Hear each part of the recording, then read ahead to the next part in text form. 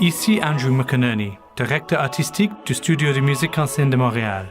Il me fait plaisir de vous présenter les entretiens pré-concert de notre saison 2018-2019. Bonjour, je suis Suzy Leblanc et j'aurai le plaisir de diriger le concert du 8 mars avec le Studio de musique ancienne, l'Italie baroque au féminin. Bonjour, je suis Rebecca Bain. Je suis la directrice de l'ensemble vocal féminin Ensemble Scholastica à Montréal. Alors, parle-moi du concert du 8 mars prochain. Le 8 mars prochain, il y a un concert très spécial au Studio de musique ancienne parce que c'est un concert, évidemment, en l'honneur de la femme, étant le 8 mars. Et comme on sait, la femme prend de plus en plus de place dans tous les domaines en ce moment. On le sait parce que c'est 2018 et plus. Oui. Mais donc, Andrew McInerney, le directeur artistique du studio, a voulu vraiment valoriser non seulement les compositrices féminines de l'époque baroque, mais aussi les interprètes féminins d'aujourd'hui à Montréal. Super. Ouais. Alors, de quel répertoire s'agit-il pour ce concert? Bon, c'est un répertoire surtout sacré, parce que c'est un répertoire qui provient des couvents en Italie, au XVIe et XVIIe siècle. Alors, c'est sûr que parfois, ils prenaient des madrigaux, puis ils arrangeaient le texte pour que ce soit plutôt sacré. Mm-hmm. Mais la plupart des pièces, c'est vraiment des textes religieux, des textes que les religieuses aimaient beaucoup, par exemple, des textes à la Vierge Marie, et qui disent « Je suis l'épouse du Christ », tout ça. Donc, c'est une musique qui est instrumentale et vocale. On va voir 9 chanteuses et 9 instrumentistes sur scène. Et puis, c'est une musique que je dirais très savante, parce que c'était des religieuses qui avaient quand même étudié la musique. Elles venaient très souvent des familles nobles, parce que c'est ces familles-là qui payaient d'ailleurs pour que le couvent éduque leurs jeunes filles. Donc, c'est une musique qui a été faite par des gens qui sont cloîtrés, mais leur musique n'était pas cloîtrée. Elles étaient publiées de leur vivant, tout ça. Okay. Donc, je dirais que c'est une musique absolument savante et complexe et très, très belle en même temps. Et pourquoi présenter ce répertoire? Pourquoi aussi n'est-il pas plus connu?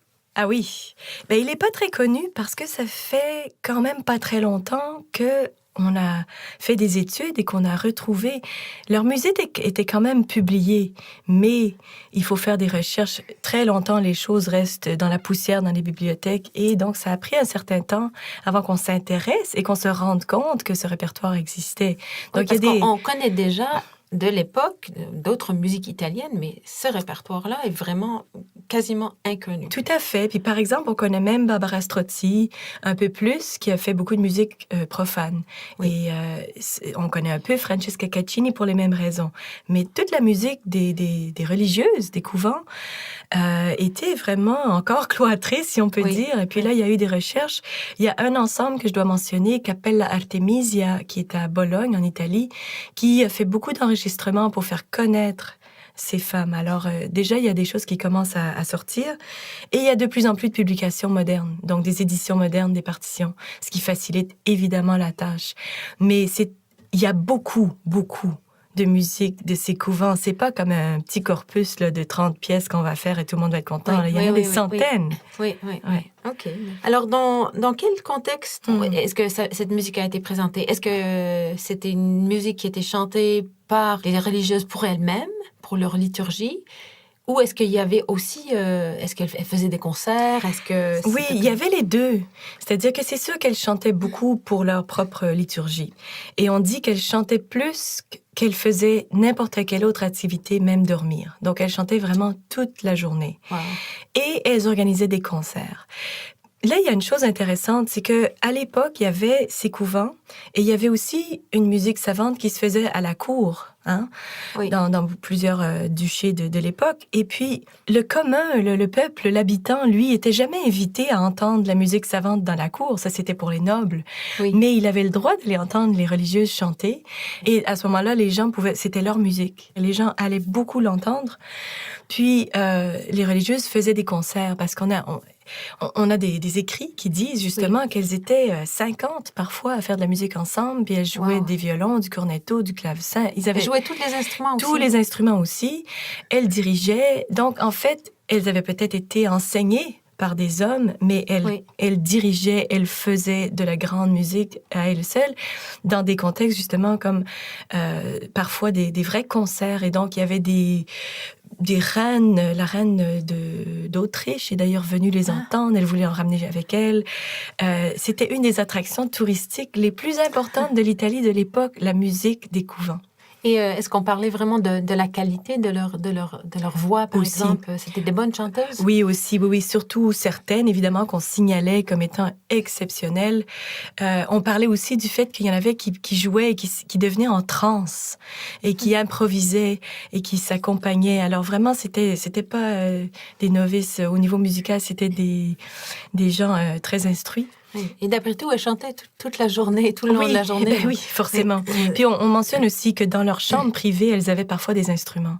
Elles pouvaient avoir un clavecin ou un orgue même dans leur chambre. Alors, chanceuse. Oui, chanceuse. Alors, parle-nous un peu plus de qu'est-ce qu'on va entendre le 8 mars pendant votre concert. Oui, on va présenter dans la première partie à peu près 5 ou 6 compositrices pour faire un éventail des différentes... puis en fait, il y en a une qui est même vraiment... Son œuvre a été publiée en 1543, donc ça, c'est la plus tôt. Et puis ensuite, dans la deuxième partie, ça va être des vêpres, mais des mini-vêpres, parce que c'est seulement 35 minutes, une deuxième partie à peu près, avec des motets et des pièces instrumentales intégrées entre les mouvements, comme le Dixit Dominus et puis des mouvements comme ça.